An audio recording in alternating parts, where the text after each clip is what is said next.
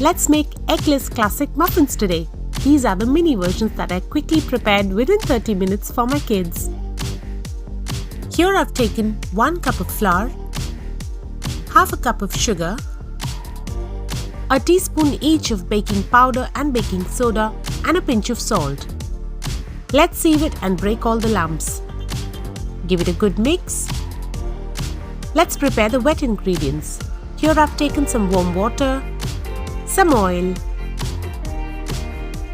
and a tablespoon of vanilla extract. Now we're going to mix the wet ingredients with the dry ingredients. We're gently going to mix the ingredients. Be careful not to overmix it.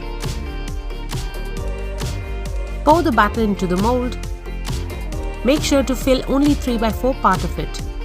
Bake it at 180 degrees for 12 to 15 minutes and your cute risen up muffins are ready. Super delicious and super soft. Just look at that.